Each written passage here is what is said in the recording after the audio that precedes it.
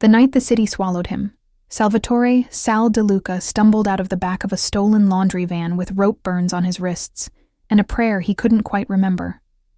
He hit the cracked asphalt behind Pier 46 with both palms, rolled, and kept rolling until the van's doors slammed and the muffled curses of the men inside tore down the wharf.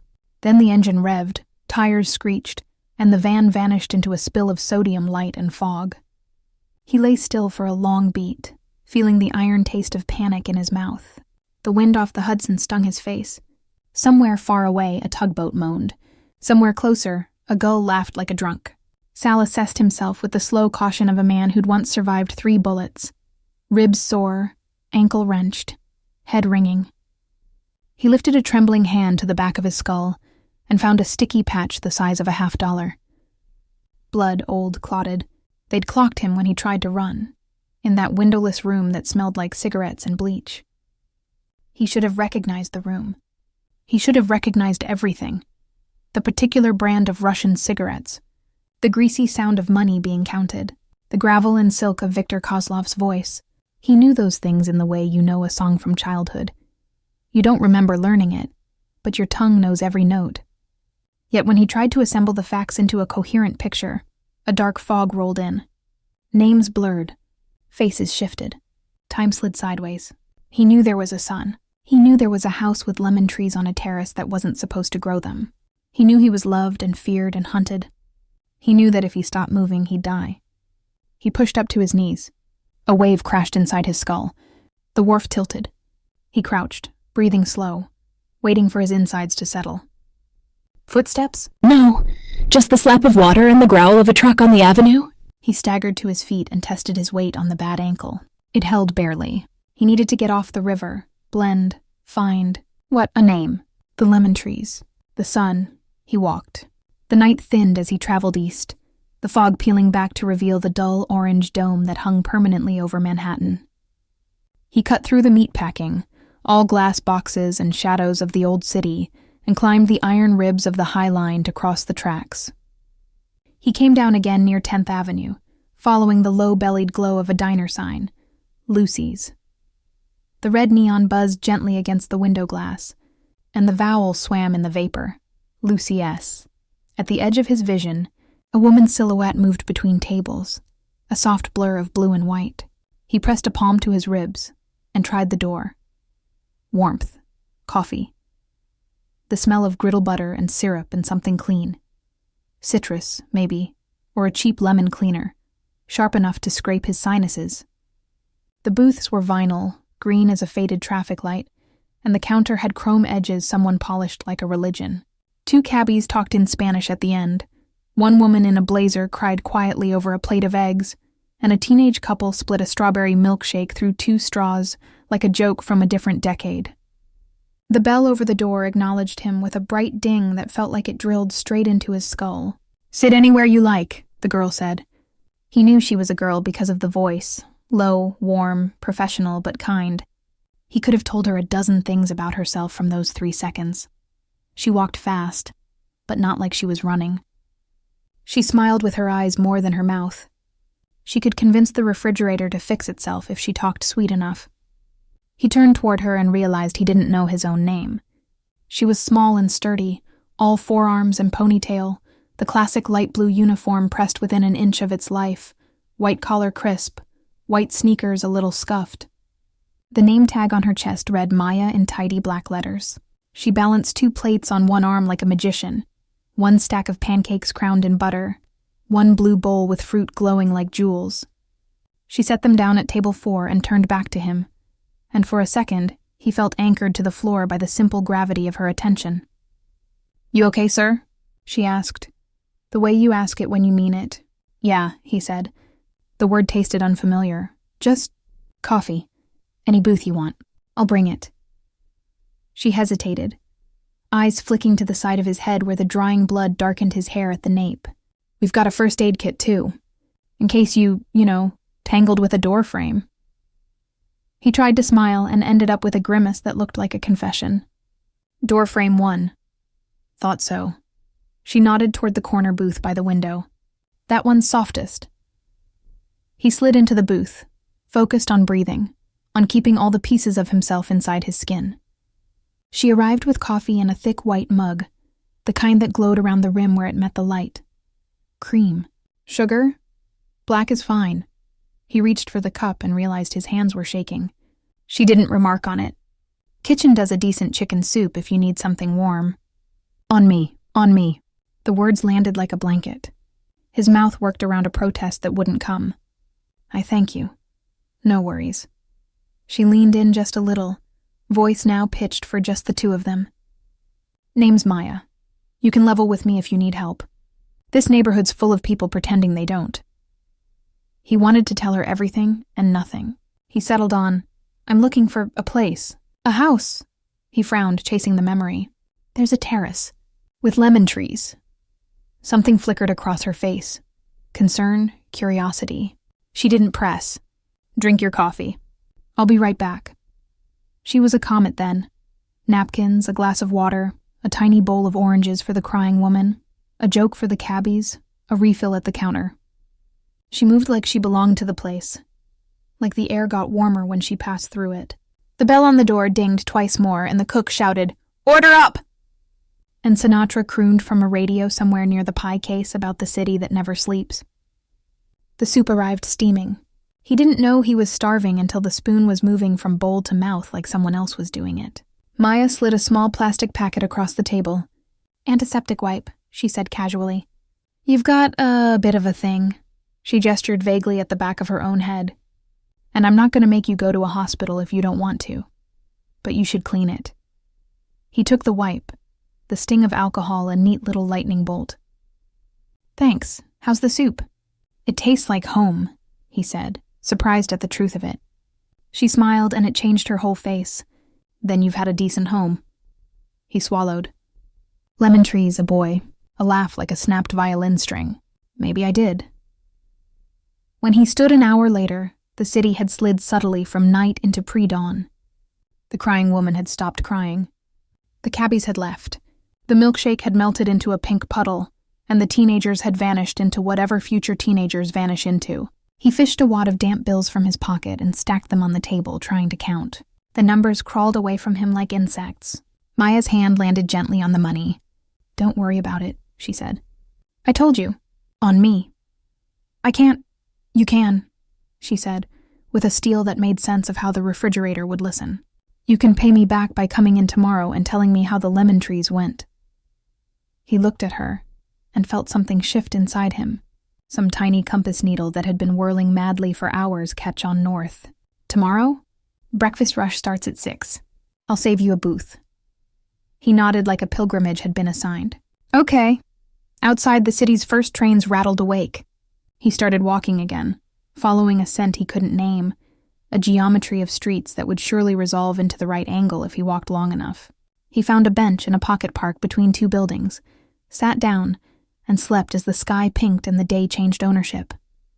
Even the most disciplined man breaks after 3 days without sleep.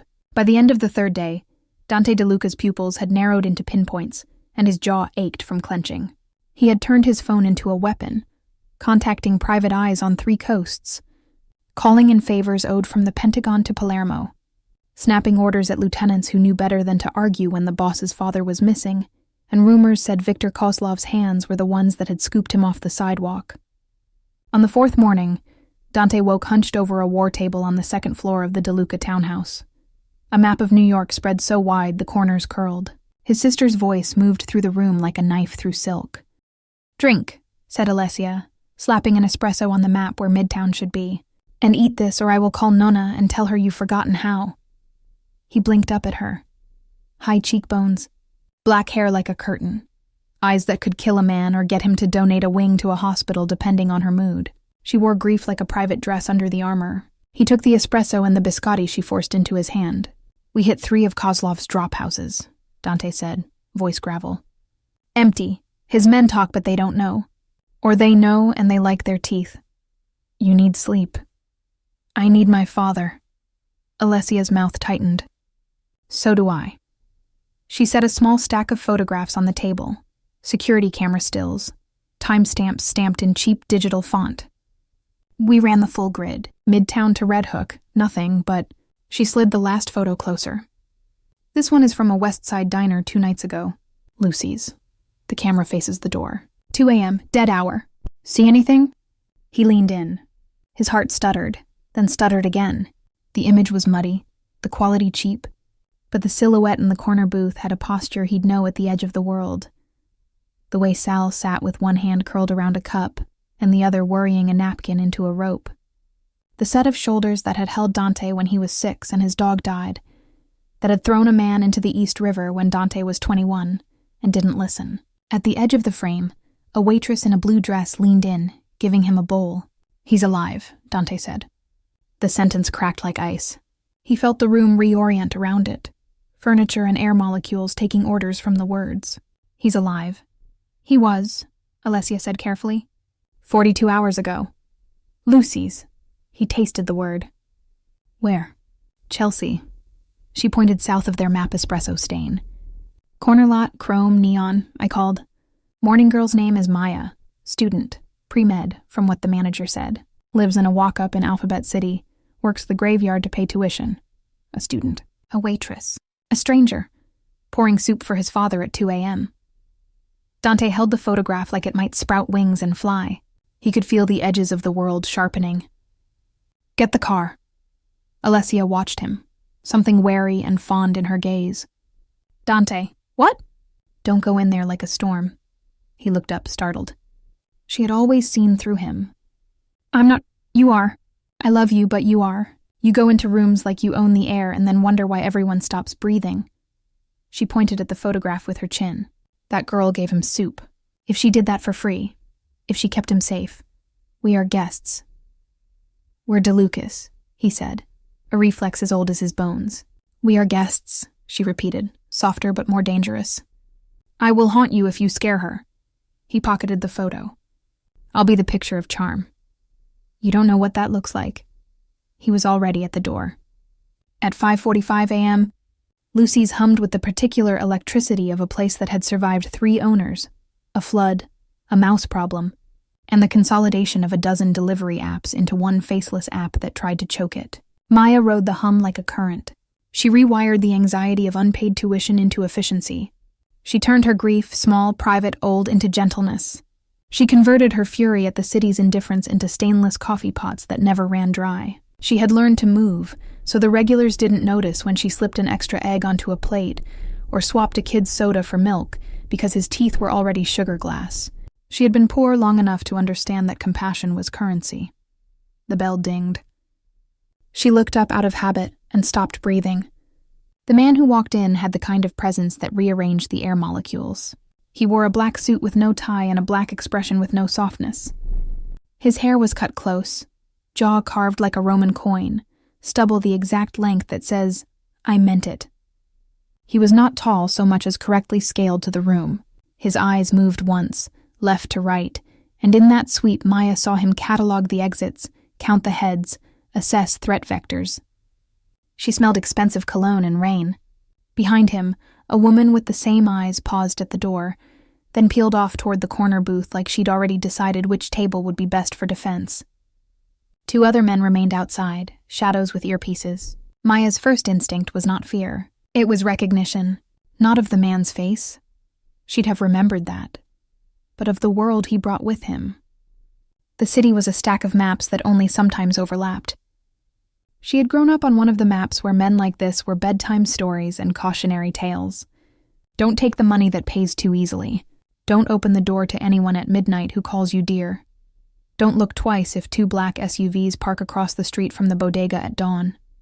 She put on her best smile anyway. "Morning," she said as cheerfully as you can greet a thunderstorm. "Sit anywhere you like." His eyes landed on her name tag for a fraction of a second. "Maya," he said, like he was turning the syllables over in his mouth to test their weight. "Coffee?" "Of course." She poured before he sat, instinct telling her his patience lived on a tight fuse. He took the cup like it might bite him. The woman with him chose the corner booth, the same corner booth, slid in and took out a tablet. Her suit was charcoal. Her shoes were absurdly clean. She smiled at Maya with her mouth but not her eyes. "You served an older gentleman here 2 nights ago," the man said. No, please, no polite preamble. His voice was low, smooth, with that faint rasp that comes from saying too little and meaning too much. He set a photograph on the counter without looking away from her. Maya glanced down and felt her throat tighten. It was him, her doorframe fighter. Older than the photo made him look, with kind hands and a way of saying thank you like he was placing a coin in an offering dish. Fear crawled its way up the back of her neck, not of the man in front of her, but of the story the picture implied. Yes, she said carefully. He came in, late, he was hurt. Is he all right? The woman asked, and her voice was a shock, genuine concern wrapped in silk and armor. He had a cut on his head. Maya folded her hands to keep from fidgeting. She had learned a long time ago that answering only the question asked is not lying. He ate. He left. Did he say where he was going? The man asked. He was looking for a house, she said. With lemon trees. The woman made a small noise. The man blinked once, slow. Something raw crossed his face, so quickly Maya might have imagined it. That sounds like him, he said softly, almost to himself.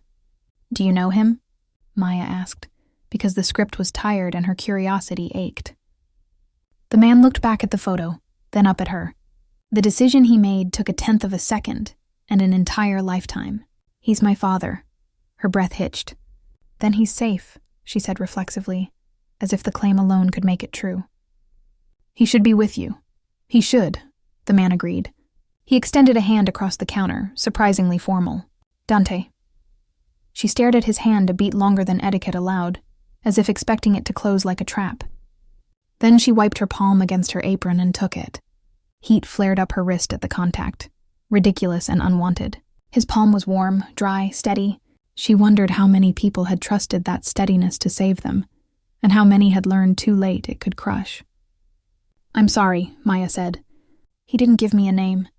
I tried to make him go to a hospital. He said he needed to find his house. He has trouble, Dante said delicately. Some days the past sits better in his hands than the present, especially when he's stressed. Someone hit him, Maya said before she could talk herself out of it. Hard. He didn't want me to call anyone. He was scared. The woman stepped closer, lowering her voice. We believe he was taken. He escaped. Maya's eyes widened. Taken by who? The man and woman exchanged a look. In it was an old argument. The woman won. A rival, she said. A bad one. Maya looked down at the photo again. He'd had soup and asked if it tasted like home, and she'd told him it did, and he'd smiled at the bowl like it had told him a joke only he understood. Everything in her rebelled at the idea of him in a room that smelled like cigarettes and bleach. He said he'd come back, she offered. For breakfast. Dante's jaw worked. Did he? No. She realized it sounded like an accusation and softened. But that doesn't mean he won't. The bell dinged. The morning regulars started pushing in on a tide. Construction guys, a nurse, 2 dog walkers with 7 leashes braided around their wrists. Maya poured, plated, smiled, floated. Dante didn't sit. He became a column in the geography of the counter, still and unyielding, hands around his cup like it might tell his fortune if he held it long enough. His sister took the corner booth and started sending and receiving messages in silence, the air around her thrumming. At 7:06, the door dinged and the air changed. Maya felt it before she saw him. People make different kinds of silence. His was the narrowing of a funnel, the way a room concentrates when something fragile lands in the center. She turned, and there he was in the doorway. Sal, hair combed with his fingers, shirt from a charity bin, hands raw from a fight with rope. He looked smaller in the morning than he had at 2 a.m., as if the daylight scraped away some of whatever force had propelled him through the night. Hey, Maya said softly, stepping out from behind the counter like she was approaching a bird with a broken wing. Your booth's open. He looked at her like he was trying to reattach a name to a face. Then relief washed his features, and it did a beautiful thing to his mouth. Soup?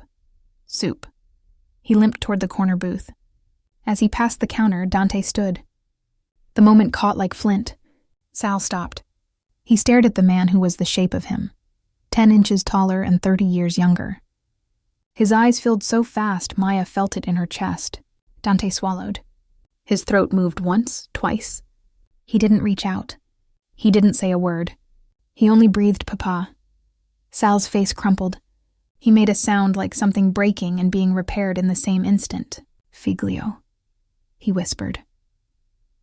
And then Dante was there with his hands on his father's shoulders and his forehead against his father's. And there were tears. The kind men think they are too strong to make and never are. The diner went silent in that particular New York way that means we're not looking, but we're absolutely looking. The nurse at booth 2 turned away with a hand over her mouth. The cook called order, and then lowered his voice to a whisper. Maya's eyes stung. She backed up a step to give them space and nearly collided with Alessia, who had left the booth like she'd been pulled by a magnet. The sister reached past Maya to touch her father's cheek, and Sal pulled her close with the same hand Dante wasn't holding. They all stood there for a breath, a minute, a lifetime. When they finally sat, it was a tangle. Maya set soup in front of Sal without being asked, coffee in front of the other two, water they didn't touch. Dante held a napkin with the absent-minded ferocity of a man who might strangle the delicate linen if it looked at him wrong. "How did you get away?" he asked quietly. Sal's brow furrowed. "Door frame," he said, and Maya let out a surprised laugh that turned into a sob she swallowed. Dante looked at her, and she saw the edges of his mouth tilt. Not quite a smile, not. "We need a doctor," Alessia said. "A real one, not a diner one." "Hey," Maya objected, hand to heart. Rude. Alessia shot her a look that contained apology and threat in equal measure. "I'll have one meet us at the house." At the house. Lemon trees. Maya wondered if there was a real terrace, or if the trees lived only in Benadryl dreams. Sal spooned soup into his mouth with reverence, as if it were sacrament. Dante watched him eat like a man watching a bomb tick down. Maya refilled the coffee. She was not a person who fidgeted, but her fingers wouldn't stop finding work. Wipe. Stack. Fold. She noticed 3 things in the white noise of adrenaline. Dante didn't sweeten his coffee. Alessia stirred hers without drinking. Sal blew carefully on each spoonful like he had once taught a small boy to do. Then the bell dinged again, and the air changed a second time. 2 men in denim jackets with clean nails and dirty eyes slid onto stools at the far end of the counter. They ordered coffee in voices that didn't care what it tasted like. They did not look at the DeLucas. They did not look away from them. The taller one had a tattoo behind his left ear, a small black rook. Maya made their coffee. She delivered it. She smiled her neutral smile. Then she angled herself, so the reflection in the pie case showed her Dante's face as he saw them. No expression, but something in him had folded a knife open and clicked it locked. Alessia's phone vibrated. She glanced down, thumbed a message, and her expression didn't change at all, which told Maya it had changed a lot inside. She stood. "We should go," she said softly. "I haven't finished," Sal protested, chin tipped stubborn like a boy. "Bring it," Maya said, already reaching for a to-go lid. "It'll taste like home in the car." Sal brightened like a child invited to a secret. Dante's eyes flicked to Maya. "Thank you." She pretended not to see it. The rook tattoo lifted his cup, sipped, grimaced. "Coffee's burnt," he announced to the room. "Then don't drink it," Maya said sweetly. The words were like lacquer, shiny, thin, poisonous. He grinned. "Hey, sweetheart. You got a minute to talk? Manager things." "I'm the manager this hour," she lied. "What's up?" "Health code stuff." He leaned in, breath sour with peppermint, like he believed it canceled other smells. "Back room." "Nope," she said cheerfully, loud enough for the cook to hear. "Right here is fine. Or better, out there." She jutted her chin toward the door. "We do our health code in the sunshine." A muscle in his jaw jumped. He stood and placed a slow $5 bill on the counter, sliding it back and forth with one finger. "A service tip," he said. "Be careful who you give free soup to." Maya's heart hiccuped. He hadn't been here 2 nights ago. Someone had told him. Her eyes flicked to Dante. He didn't move, but something in the molecules around him did. The rook leaned closer. "You never know who might choke." "Kitchen's closed," the cook barked suddenly, emerging from the pass with a cleaver he did not need, and a look that said he'd carved more than brisket. "You boys can leave." It got quiet again. The rook held Maya's gaze. decided she wasn't worth a broken glass in a crowded room, finished his burnt coffee like a dare, and left. His partner followed. The bell dinged time back into motion. Alessia was already paying at the register. Dante stood, his chair's legs scratching the tile. He put a $100 bill on the counter, and when Maya opened her mouth to refuse, he put another. "For the soup," he said. "And the health code," I said, she began, and stopped. Because his expression said, "You'll insult me if you refuse this," and she did not have the time or the willingness to start a cultural war over a check.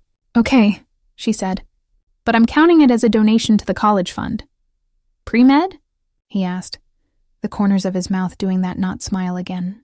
"Neuro," she said, surprising herself with the honesty. "Brains are stubborn." "Tell me about it," he muttered, glancing at his father, who refused to leave without a plastic spoon. They moved quickly. A black SUV slid to the curb as if the city had grown it there. Maya stood at the door with a to-go bag, her hand on the glass, watching them load Sal gently into the back. Sal rolled down the window before they shut the door and held out the spoon like an oath. At 7:06, the door dinged and the air changed.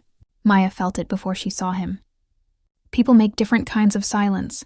His was the narrowing of a funnel, the way a room concentrates when something fragile lands in the center. She turned, and there he was in the doorway. Sal, hair combed with his fingers, shirt from a charity bin, hands raw from a fight with rope. He looked smaller in the morning than he had at 2 a.m., as if the daylight scraped away some of whatever force had propelled him through the night. "Hey," Maya said softly, stepping out from behind the counter like she was approaching a bird with a broken wing. "Your booth's open." He looked at her like he was trying to reattach a name to a face. Then relief washed his features, and it did a beautiful thing to his mouth. "Soup?" "Soup." He limped toward the corner booth. As he passed the counter, Dante stood. The moment caught like flint. Sal stopped. He stared at the man who was the shape of him, 10 inches taller and 30 years younger. His eyes filled so fast Maya felt it in her chest. Dante swallowed. His throat moved once, twice. He didn't reach out. He didn't say a word. He only breathed Papa. Sal's face crumpled. He made a sound like something breaking and being repaired in the same instant. "Figlio," he whispered. And then Dante was there with his hands on his father's shoulders and his forehead against his father's. And there were tears. The kind men think they are too strong to make and never are. The diner went silent in that particular New York way that means we're not looking, but we're absolutely looking. The nurse at booth 2 turned away with a hand over her mouth. The cook called order, and then lowered his voice to a whisper. Maya's eyes stung. She backed up a step to give them space and nearly collided with Alessia, who had left the booth like she'd been pulled by a magnet. The sister reached past Maya to touch her father's cheek, and Sal pulled her close with the same hand Dante wasn't holding. They all stood there for a breath, a minute, a lifetime. When they finally sat, it was a tangle. Maya set soup in front of Sal without being asked, coffee in front of the other two, water they didn't touch. Dante held a napkin with the absent-minded ferocity of a man who might strangle the delicate linen if it looked at him wrong. "How did you get away?" he asked quietly. Sal's brow furrowed. "Door frame," he said, and Maya let out a surprised laugh that turned into a sob she swallowed. Dante looked at her, and she saw the edges of his mouth tilt. Not quite a smile. Not. "We need a doctor," Alessia said. "A real one, not a diner one." "Hey," Maya objected, hand to heart. "Rude." Alessia shot her a look that contained apology and threat in equal measure. "I'll have one meet us at the house." At the house. Lemon trees. Maya wondered if there was a real terrace, or if the trees lived only in Benadryl dreams. Sal spooned soup into his mouth with reverence, as if it were sacrament. Dante watched him eat like a man watching a bomb tick down. Maya refilled the coffee. She was not a person who fidgeted, but her fingers wouldn't stop finding work. Wipe. Stack. Fold. She noticed 3 things in the white noise of adrenaline. Dante didn't sweeten his coffee. Alessia stirred hers without drinking. Sal blew carefully on each spoonful like he had once taught a small boy to do.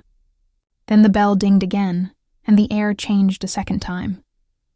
2 men in denim jackets with clean nails and dirty eyes slid onto stools at the far end of the counter.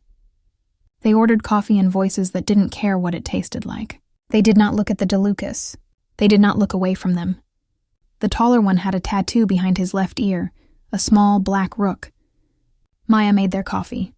She delivered it. She smiled her neutral smile. Then she angled herself, so the reflection in the pie case showed her Dante's face as he saw them.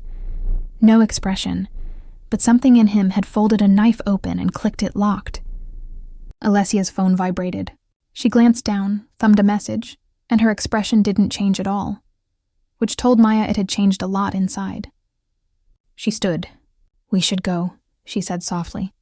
"I haven't finished," Sal protested, chin tipped stubborn like a boy. "Bring it," Maya said, already reaching for a to-go lid. "It'll taste like home in the car." Sal brightened like a child invited to a secret. Dante's eyes flicked to Maya.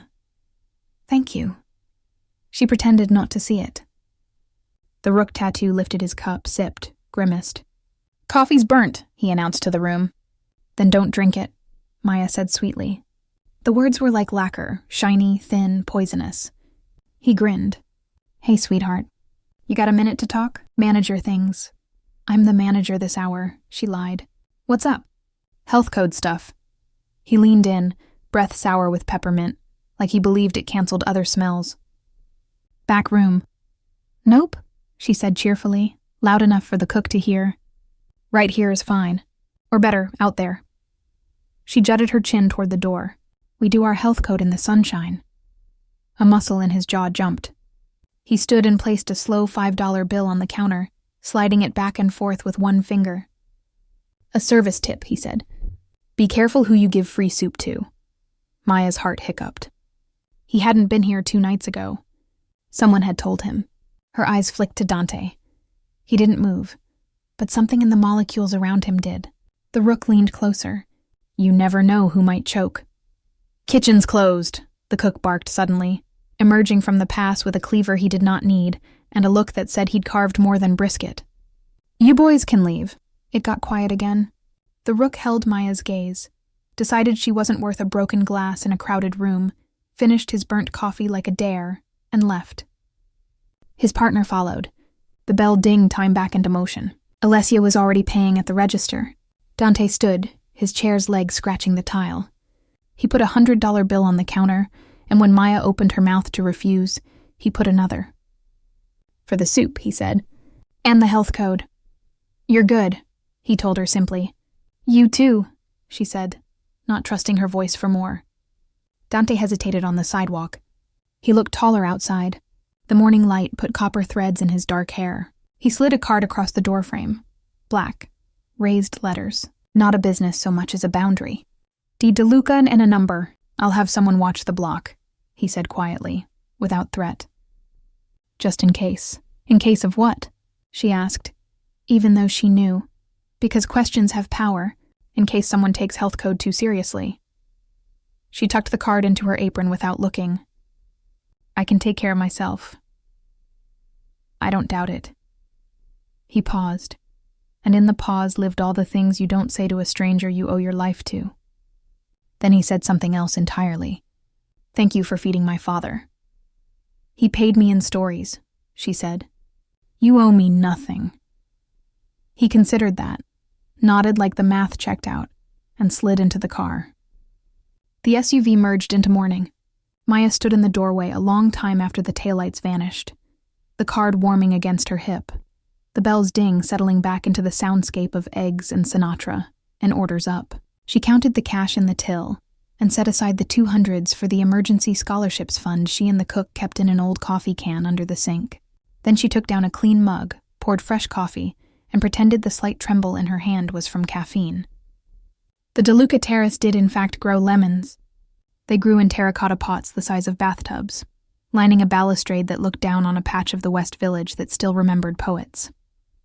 The smell of them, clean, astringent, a little dangerous, cut through the chemical vanilla of the antiseptic as Dr. Verratti checked Sal's pupils and pronounced the concussion mild. The stitches unnecessary, the rest a matter of calm he knew this family did not own. "Memory will return like a shy cat," Verratti said, patting Sal's shoulder with a hand that had been steady through 3 generations of DeLuca emergencies. Approach sideways. Don't call it by name. Can we keep him safe? Dante asked. A man who'd learned that safety is a currency with no fixed exchange rate. You can try, Verratti said. Don't let him wander. Keep the house quiet. No newspapers. No television. No talk of... He glanced at Alessia, at Dante, at the world that lived under their skin. Business. They tried. They failed a little. They tried again. Sal slept on a chaise under a lemon tree and woke with a start at 3:30, insisting he had to meet Carmine at the docks. Alessia sat with him and knitted a scarf in August, because the motion calmed her. Dante paced like a caged thing and gave orders to ghosts under his breath. When Sal asked for soup, the kitchen sent up 3 kinds, and none of them tasted like Lucy's, because a diner's soup is not a recipe. It's a place. On the second evening, as the sky turned a tired, bruised peach and an ambulance somewhere sang a city lullaby, Dante found himself leaning on the terrace rail, phone cold against his palm, card warm in his pocket. He wasn't a man who called strangers. He wasn't a man who asked for help. He had built an empire on the sacred belief that asking made you weak, and offering made you dead. But his father had asked for soup, and a girl with a ponytail and a voice made of cloth napkins had given it, and the map had shifted. He dialed. Lucy's Diner, this is Maya, came the voice, higher now, buoyed by evening rush. It's Dante, he said, and realized he had no title for himself that wasn't a threat. From the morning. Oh, she said, and he could hear her smile over the line, could map the way it must hunch one shoulder up a little, tuck the corner of her mouth like a secret. Hi. He asked for your soup, Dante said, feeling absurd. And he doesn't like any of ours. Of course he doesn't, Maya said, like men refusing soup was a language she had fluency in. Yours probably tastes like money. He laughed before he could stop himself. It came out rusty, like something from childhood. Would you? He stopped. Begging had a taste too, iron and salt. He swallowed it. Could I buy a gallon? You can have 2, she said promptly, then caught herself. I mean, the owner will charge you because capitalism is a scam, but yes. When do you need it? Now, he said, and then softer. Please. Give me 30 minutes, she said. I'll bring it. You don't have to, I know, she said gently and hung up. 32 minutes later, the bell rang downstairs, and Dante pulled open the front door to find Maya on his stoop with 2 insulated bags and a smile that made the old townhouse brighter. She looked smaller out of the uniform, in a faded denim jacket and black jeans, hair twisted into a messy knot. Her sneakers were still white somehow. She smelled faintly of lemons and grease pencil. You live here? She asked, tipping her head back to take in the facade, the ironwork, the way the house seemed to listen. For the moment, he said, stepping aside. Come in. Do I need to sign an NDA? Do you want to? Not really. Then no. She walked into the foyer like she belonged to herself. He led her upstairs to the terrace, where Sal sat with a blanket on his knees and a lemon in his hand like an orb. He looked up as they came out, and a smile cracked his face. Soup girl, he said warmly. Maya, she corrected, even as her cheeks colored. You can call me Maya. Maya, he tried, tasting it. Like a lullaby. She set the bags down and began unpacking. 2 quarts of chicken noodle, 1 lentil, 1 tomato basil, garlic bread wrapped in foil, a small container of parm, because dignity is parm. She moved naturally in other people's space, a borrowed grace of those who have always set tables they don't eat at. Dante watched his father watch her, a softness he hadn't seen in Sal in months. Your trees are real, she said, delighted, as if the city had done something decent and she didn't want to scare it away. Imported from Sorrento, Sal said proudly, memory apparently filing that fact under things not to lose. Smuggled like contraband. Smuggled lemons, Maya said. That feels illegal in a cute way.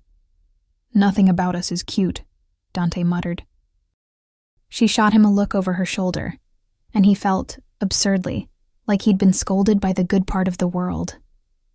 They ate. The soup did in fact taste like home. Sal made a happy noise over the chicken noodle that made Dante's throat ache. Alessia came up midway, took one look at the scene, the girl, the soup, the lemon, and arched an eyebrow so eloquent Dante considered taking a picture. After, Maya collected the bowls, ignoring protests. "I'll run these back tomorrow," she said. "You can reimburse me with, parking, because finding a spot on this block took 10 years off my life." "I'll send someone to carry your car," Dante said, before he could stop himself. "Please don't," she said. "It's a Civic. It's been through enough." The sun slid away. The city clicked on its night jewelry, string lights over a backyard, windows blinking into constellations, sirens painting alley walls red, blue, red, blue. Maya put the empty containers back in the bag and lingered like someone who doesn't want to admit she cares. Dante stood like a man on the edge of a cliff, pretending it's a sidewalk. "Thank you," he said finally, "for all of it." "You're welcome," she said. "But I didn't do it for you." "I know," he said, and felt something in him loosen. "I think that's why it matters." She studied him for a second that felt like judgment and curiosity braided together. "You look less scary on a terrace." "You look exactly like yourself," he said, which was neither flirtation nor insult, and somehow both. "Is that good?" "It's honest." She nodded like she'd file that somewhere she kept her gentle things. "Would you—" he began, then stopped. He'd been running this city since he could legally buy bourbon. He'd never once felt out of language. "Would you come again tomorrow? Dinner. My mother wants to meet you." "Your mother?" she repeated, delighted and alarmed. "She's strong," he said, which in his mouth meant dangerous. "But she's soft where it counts."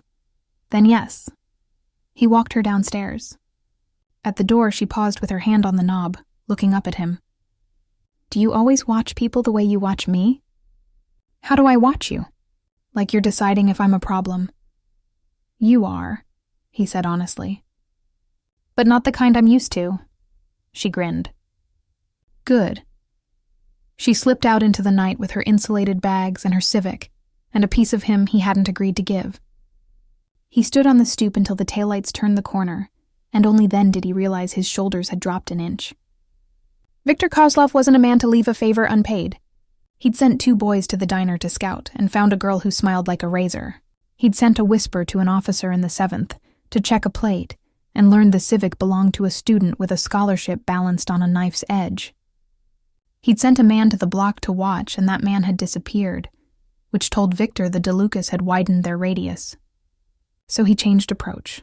He sent flowers, not to the townhouse, to Lucy's. A dozen long-stemmed roses, color the exact crimson of arterial blood, delivered at noon on a Saturday when the line was out the door. The card said, "For the girl with the generous hands. Tell Mr. DeLuca to say please next time." No signature. No need. The cook stared at the roses like he'd like to chop them. Maya stared at the card until the letters blurred. Then she slid it under the register and went back to pouring coffee like nothing could shake a river. At 5, the bell rang, and 2 uniformed cops came in for pie and to stand where the city could see them. At 7, Dante texted, "We're coming." At 8, the bell rang again, and the room hushed at the sight of a woman who had crossed entire oceans without wetting the hem of her dress. Gianna DeLuca wore black like a uniform, and pearls like they remembered her neck from another life. Her hair was silver, her eyes were winter sunlight, and when she smiled at Maya, the whole diner exhaled. "You are the girl who feeds my men," Gianna said, as if reporting a miracle. "I feed everybody," Maya said, hands suddenly shy. "Some are harder to feed than others." Gianna glanced at her son, who had the decency to look briefly chastised. "I am told you saved my Sal." "He saved himself," Maya said. "I just heated soup." "Anyone can heat," Gianna said. "You warmed." She took Maya's hands in both of hers. Her palms were soft from creams and hard from life. "You are welcome in my house." "That's a lot," Maya said, because she'd learned to meet grandeur with humor. "Thank you." They ate at the corner booth. Chicken parm for Gianna, who pronounced it almost as good as hers, which was like being knighted. A burger rare for Dante. A salad for Alessia that she prodded like it had done something wrong. The roses watched from the end of the counter like a threat. Gianna asked Maya questions with the intensity of a searchlight and the ease of a grandmother. Where did she study? Hunter. What did she study? Neuroscience. What did she love about it? That the brain could save itself if you gave it a story to hold on to. Dante listened, something like wonder cracking his hard cup. He had dated models and lawyers and women whose perfume you could smell from a floor away. He had never sat in a diner under a neon sign and listened to a girl talk about synapses like they were choreography. When the check came, Gianna paid with cash and slipped an extra bill into the coffee can under the sink while pretending to wash her hands. Maya pretended not to see it to preserve everyone's dignity. Outside under the neon, Dante lingered. The neighborhood hummed, a saxophone crying from a second-floor window, a couple arguing in French, the laundromat throwing light into the street like a party. He leaned against the brick and watched Maya tie the garbage bag and drag it toward the curb. "You don't have to do that," he said, because useless sentences sometimes jump fences. "Neither do you," she said. "But here we are." He took the bag from her hand anyway. Their fingers brushed, static blooming. He swallowed. She pretended she didn't feel it. "I got flowers today," she said almost casually. "What kind?" "The kind that bleed." She described the card without taking it out. He listened without interrupting. His face did not change. His shoulders did. "I'm not stupid," she said. "I know who they're from." A slow-burning fury rose off him like heat from a hood. "I'll take care of it." "Don't kill anyone over roses," she said lightly, because the alternative was terror. "It makes the papers." "Over you," he said, and the words came out before the logic could drag them back. "I'll kill anyone I need to." She looked up at him, startled and unstartled. "That's not romantic. It's not meant to be," he said. "It's a fact." She nodded once. Facts she could file. "Okay," she said, and the city exhaled. The first time he kissed her, it was because she told him not to. They had fallen into a pattern that wasn't a plan. She brought soup. He brought lemons. She taught Sal to play a memory card game that used pictures of places he loved. He had a piano tuned and watched her figure out Debussy from muscle memory she didn't admit she owned. Alessia teased them both ruthlessly and then left them alone in rooms on purpose. Gianna watched and approved and arranged. The roses stopped. The rook moved to another board. One night after the dinner rush, he closed the diner with her.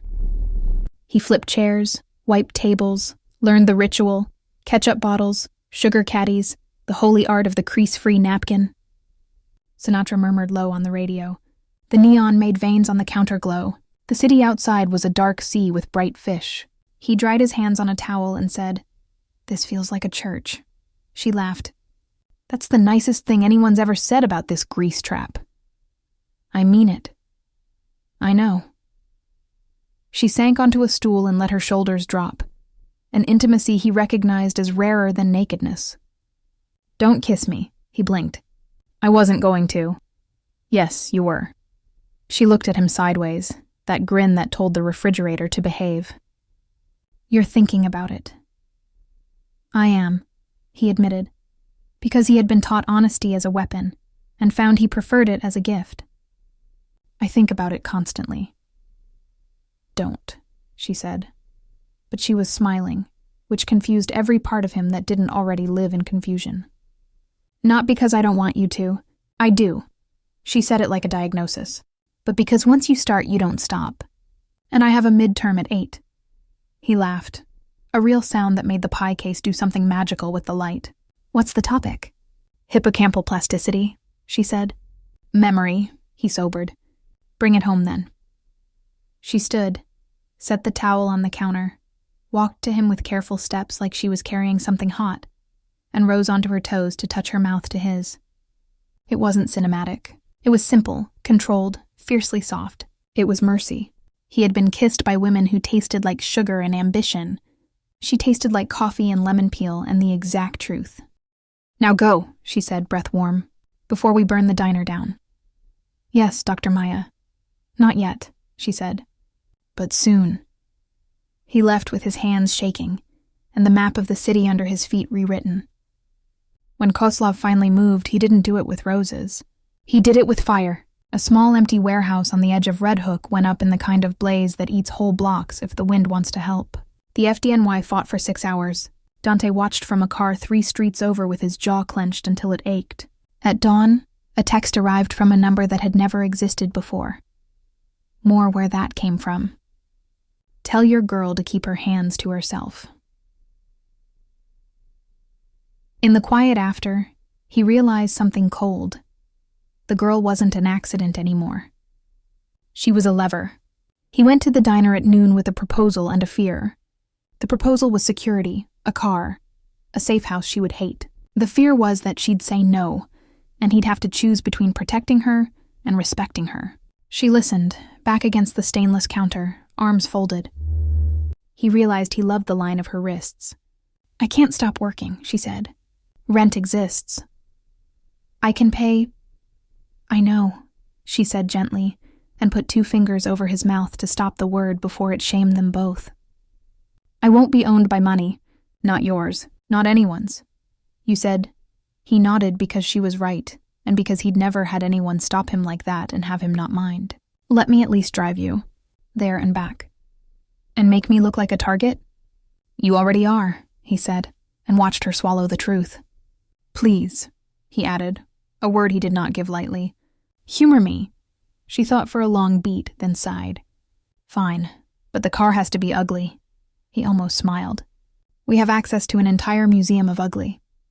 The next morning, Maya got out of a tan 2006 Corolla with a dented bumper driven by a grandmother named Rosa, who could bench press a man and did, once in '89. Kozlov's spotter across the street wrote down the plate and reported a ghost. The city laughed in 7 languages. That night, when the diner closed and the city hit that particular pitch where anything could happen, and you have to decide if you're the kind of person who runs toward or away, Dante walked her home. He did it without asking, because sometimes the question itself is a danger. On her stoop, under a streetlight that turned moths into planets, she touched his wrist and said, You are getting in deeper. He said, I was born at the bottom. She said, I meant with me. He said nothing, because the word yes felt like stepping off something high. Don't save me, she said, and then, softer, save with me. He rested his forehead against hers, the city a blur smell of hot trash and jasmine, and said, Okay. The end, when it came quickly, like good endings do, snapping tight what had been loose, closing the door the city kept opening. A tip whispered to Alessia led to a safe house in Long Island City with a view of a bridge that made it easier to lie about being safe. Inside, 3 of Kozlov's men packed to run, and 1 talked because his teeth liked their current configuration. A phone on the table pinged with an address and a time. The time was tomorrow. The address was Lucy's. They weren't going to burn it. They were going to walk in at breakfast and turn it into a message. Dante went cold and then very hot and then very still. He made 2 calls. One to a cop who was not a cop, and one to a man who owed him a war from Palermo. Then he sat on the floor of the townhouse hallway with his back to the wainscoting and his head in his hands, and remembered his father's hand on his head when he was 6, and the dog died. He stood up and did what his father had taught him, made a list and broke it into jobs.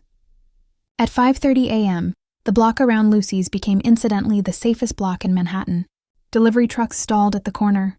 A bus broke down in front of the fire hydrant. A cab got a flat. 2 old men played chess very slowly on the sidewalk where the rook would need to pass. Inside the diner, Maya poured coffee for regulars she had texted at 3 a.m. to come early. Please, first cup on me. They came because they loved her, and because the city works when people say yes to each other. At 6:02, 3 men in clean denim with dirty eyes turned the corner and ran into a city that had rearranged itself a degree. They pushed through the door. The bell dinged like a laugh. They took 3 steps and stopped because there were 8 cops at the counter and none of them were cops. The one with the rook tattoo smiled at Maya, slow. Morning, sweetheart. She smiled back with her teeth, slow. We're out of roses. Dante stepped from the bathroom like a trick of light and stood between the men and the girl, hands empty and palms up like a man negotiating, and not like a man who had already placed snipers on 2 roofs. You came for breakfast, he said. Let me feed you. They didn't leave in cuffs because cuffs make headlines. They left in cars that were not theirs, thinking they had made choices. Sometimes violence is a straight line. Sometimes it is a field of magnets and you move a piece here and the whole board hums. Later, When the block exhaled and the bus started, and the cab drove crooked to the shop, and the old men knocked over their kings, and the city returned to its regularly scheduled miracles, Maya refilled his coffee and said, "You didn't kill anyone today." He said, "Not today." She nodded, accepting a ledger that would never balance in public. "Come tonight," she said. "I want you to hear something." That evening, under the lemon trees, she set her phone on the terrace wall and played a recording. Sal's voice telling a story into her phone about a boy and a dog and a summer the city forgot to be cruel. She had recorded him in the afternoons when the light made him softer, and she played it back to him at night when the fog came down. The brain could save itself if you gave it a story to hold on to. Dante listened with his eyes closed, and when the voice broke on the word Figlio, he reached for her hand like the map was finally correct and the road lay clear. Gianna watched from the kitchen door, her pearls catching dusk, and nodded to a god she negotiated with daily. Alessia leaned on the railing and texted 3 people good news she didn't name. When the story ended, the lemons breathed, and the city below them changed colors like a living thing. Dante turned to Maya, fingers still laced with hers. "Marry me," he said, and it was ludicrous and perfect and early and exactly on time. She laughed through tears. "That's not how hippocampal plasticity works." "I don't know what that means." "It means yes," she said, and kissed him until the city forgot to be cruel for the length of a song. The terrace hummed. The lemon trees listened. Somewhere downtown, a tugboat moaned like a blessing, and in a little diner under a neon sign that buzzed Lucy S. when it got tired, a cook turned off the radio and locked the door and set tomorrow's soup to simmer, because some loves are fed, and some empires are undone by a spoon.